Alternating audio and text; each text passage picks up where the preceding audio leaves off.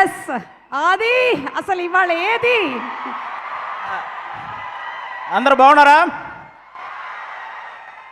Thank you so much. ఈరోజు ఈ సినిమాలో నేను కూడా ఒక చిన్న భాగం అయినందుకు ముఖ్యంగా ఫస్ట్ నేను వెంకీ అట్లూరి అన్నకు థ్యాంక్ యూ చెప్పుకోవాలి సీరియస్గా. ఎందుకంటే ఆయన ట్రావెలింగ్లో ఫస్ట్ సినిమా నుంచి నేను ఉన్నాను.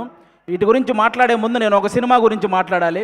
ఒక్క నెగిటివ్ రివ్యూ కూడా లేకుండా రివ్యూవర్స్ అందరి చేత హ్యాట్స్ ఆఫ్ అనిపించుకొని, ఆడియన్స్ అందరి చేత క్లాప్స్ కొట్టించుకొని, ప్రొడ్యూసర్ల చేత షబాష్ అనిపించుకొని, నెట్ఫ్లిక్స్ అనే ఒక పెద్ద ఓటీటీ సంస్థలో అంటే కొన్ని నెలల పాటు ట్రెండింగ్లో ఉంది. తర్వాత నేషనల్ అవార్డే వచ్చి ఇంట్లో ఉంది. ఆ సినిమా పేరు లక్కీ భాస్కర్. అది తీసిన డైరెక్టర్ మన వెంకీ అట్లూరి గారు. మామూలు విషయం కాదు. అప్పట్లో మాయాబజార్ అని, శంకరాభరణం అని, రుద్రవేణ్ అని ఇలాంటి క్లాసిక్స్ గురించి మనందరం మాట్లాడుకుంటాం. ఈ జనరేషన్కి లక్కీ భాస్కర్ కూడా ఒక క్లాసిక్ మూవీ అనమాట. అలాంటి మూవీ తీసిన వెంకీ అట్లూరికి నిజంగా థ్యాంక్ యూ సో మచ్.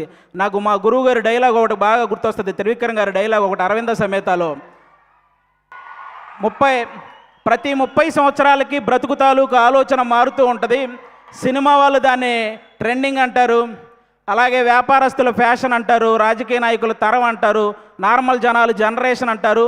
ప్రతి జనరేషన్లో ఒక గొప్ప థాట్ను ముందుకు తీసుకెళ్లే వాళ్ళని టార్చ్ బేరర్ అంటారు. ఈ జనరేషన్లో వెంకీ అట్లూరి అన్న కూడా నిజంగా టార్చ్ బేరర్ లాంటి వాళ్ళు. ఎందుకంటే చాలా గొప్ప గొప్ప థాట్స్. అంటే చదువు చెప్పిన గురువును గౌరవించుకోవాలి, అలాగే ఎంత బాగా చదివితే అంత రెస్పెక్ట్ మనకు వస్తుందనే ఒక గొప్ప థాట్ని ఈ జనరేషన్కి సార్ సినిమా ద్వారా ముందుకు తీసుకెళ్ళాడు.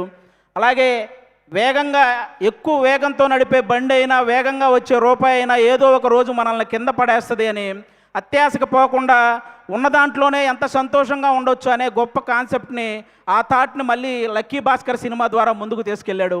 ఈరోజు ఈ విశ్వనాథ్ అండ్ సన్స్లో సూర్య గారితో అంటే ఒక ఫ్యామిలీ సబ్జెక్టు, అంటే మార్నింగ్ షో ఫ్యాన్స్ షోకి కూడా ఫ్యామిలీతో సహా వెళ్ళొచ్చు అనే ఒక మంచి సినిమా ఈ థాట్తో ఈసారి ముందుకు రాబోతున్నాడు. అలాంటి వెంకీ అన్నకి అంటే అప్పట్లో మనకి సినిమా పోస్టర్ల మీద హీరో గన్ను పట్టుకుంటేనో, కత్తి పట్టుకుంటేనో, గొడ్డలు పట్టుకుంటేనో రికార్డులు కొల్లగొట్టిన పోస్టర్లు మనం చాలా చూసుంటాం. కానీ హీరో సింపుల్గా ఇన్సర్ట్ చేసుకొని జేబులో పెన్ను పెట్టుకున్న రికార్డులు తిరగరాయొచ్చు అని, అలాగే హీరో షేర్ మార్కెట్ గురించి చెప్పినా 100 కోట్లు షేర్ కొట్టొచ్చని, ఈరోజు హీరో ఒక చేతిలో పిల్లాన్ని పట్టుకొని ఆడించినా కూడా రికార్డులతో ఆడుకోవచ్చని చెప్పిన డైరెక్టర్ మన వెంకీ అట్లూరి అన్న. సితారా ఎంటర్టైన్మెంట్స్లో లక్కీ భాస్కర్ సినిమాకి ముందు, లక్కీ భాస్కర్ సినిమాకి తర్వాత అనేలాగా ఆ ప్రొడక్షన్ హౌస్ ఈరోజు ఉంది అంటే దానికి వన్ ఆఫ్ ద రీజన్. అలాగే తొలి ప్రేమ సినిమా హిట్ అయినప్పుడు దాని తర్వాత మిస్టర్ మజ్ను కానీ, లేకపోతే రంగ్దే కానీ ఇలాంటి సినిమాలు వస్తున్నప్పుడు వెంకీ అట్లూరి అనే డైరెక్టర్కి ప్రేమ, పెళ్ళి సబ్జెక్టులు తప్ప ఏమీ తెలియదు అని అన్న వాళ్ళకి అప్పుడు తీసాడు అసలైన ఆయుధాలు బయటికి. ఇక అప్పటి నుంచి అంటే ఒక స్థాయిలో ఆయన కొంచెం డిసప్పాయింట్మెంట్గా ఉన్నప్పుడు మన నాగవంశీ అన్న ఆయనతో నిలబడ్డాడు. ఈరోజు ప్రతి సినిమా విషయంలో నాగవంశీ అన్నని ఇంకో స్థాయిలో నిలబెడుతున్నాడు. అలాంటి సినిమాలు తీస్తున్నాడు.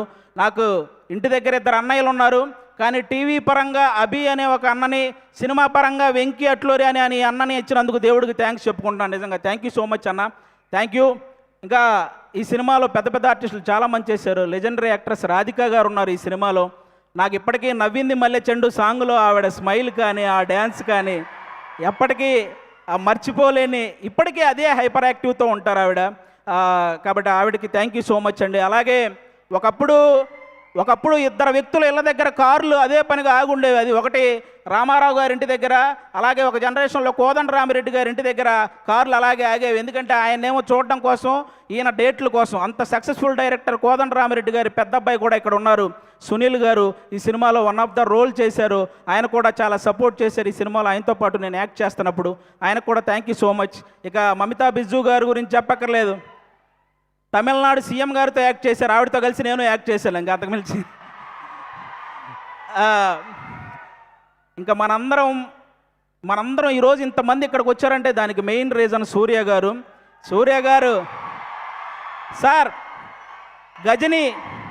గజనీ సినిమాలో మీరు మర్చిపోతారు, కానీ ఆ సినిమా చూసినప్పటి నుంచి మిమ్మల్ని మేము మర్చిపోలేదు సార్. అంటే తెలుగు సినిమా అభిమానులు తనకిష్టమైన ఒక తెలుగు హీరోని చూసినప్పుడు ఒక చిన్న ఎమోషన్కి గురవ్వటం అది కామన్. కానీ చాలామంది తెలుగు సినిమా అభిమానులు సూర్య గారిని చూసినప్పుడు కూడా అంతే ఎమోషన్కి గురవుతారు. ఎందుకంటే తెలుగు సినిమా మీద ఆయన వేసిన ఇంపాక్ట్ అలాంటిదన్నమాట. సార్, నా ఆల్ టైమ్ ఫేవరెట్ మూవీ మీది జై భీమ్ సార్. జై భీమ్ సినిమాలో మీరు పేపర్ చదువుతూ కాలు మీద కాలేసుకొని కూర్చొని పేపర్ చదువుతుంటే పక్కన ఒక చిన్న పాప కూడా ఆ పేపర్ తీసుకుంటే మీరు జస్ట్ అలా హెడ్ నాడ్ చేసి ఆ పాపను కూడా కాలు మీద కాలేసుకొని కూర్చోమంటారు. అది ఒక డైరెక్టర్ సీన్ రాసినట్టు ఉండదు సార్. మీ వ్యక్తిత్వమే స్క్రీన్ మీద కనపడుతున్నట్టు ఉంటుంది. అది ఆ విషయంలో అందుకే అలాంటి వ్యక్తి కాబట్టి ఈరోజు ఎంతోమంది పేద విద్యార్థుల్ని ఇంజనీర్లుగా డాక్టర్లుగా తీర్చిదిద్దారు మన సూర్య గారు. ప్రపంచానికి వెలుగునిచ్చేది ఆ సూర్య భగవానుడైతే ఎంతోమంది పేదవాళ్ళ జీవితాల్లో వెలుగునిచ్చింది ఈ సూర్య భగవానుడు. కాబట్టి ఖచ్చితంగా మీరందరూ ఆ విషయంలో క్లాప్స్ కొట్టాలి. ఎందుకంటే తమిళనాడులో మన సూర్య గారు ఒక ట్రస్ట్ పెట్టారు. దానికి చిరంజీవి గారే ఇన్స్పిరేషన్ అని ఆయన చెప్పారు. కానీ పిల్లల ఎడ్యుకేషన్ విషయంలో చిరంజీవి గారికి కూడా సూర్య గారే ఇన్స్పిరేషన్ అని స్వయంగా ఆయనే చెప్పారు. కాబట్టి అది నిజంగా చాలా చాలా చాలా గొప్ప విషయం.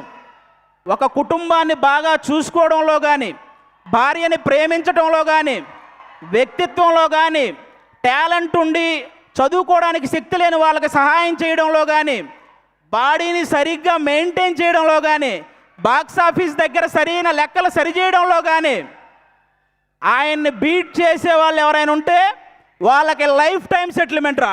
Thank you so much. ఈ సినిమా సూపర్ సక్సెస్ చేయాలని నేను మనస్ఫూర్తిగా కోరుకుంటున్నాను.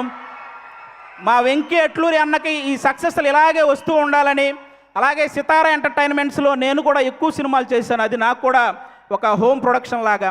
ఆ ప్రొడక్షన్లో కూడా సక్సెస్లు ఇలాగే మొన్న లెనిన్తో ఎలాగైతే సక్సెస్ వచ్చిందో ఈ సినిమా కూడా అంతే బ్లాక్ బాస్టర్ అవ్వాలని మనస్ఫూర్తిగా కోరుకుంటున్నాను. 6 గంటలు స్టేజ్ చేయటం ఎంత కష్టమో ఆ స్టేజ్ మీద 3 గంటలు ఎంటర్టైన్ చేయడం కూడా చాలా కష్టం. సుమగారికి కూడా thank you so much. And మీ ఇక్కడ అక్కడ లేవు వేయలేదు. 6 గంటలు కాబట్టి ఒకవైపే ఉన్నాయి మెట్లు. ఇంకో 6 గంటలు ఇచ్చుంటే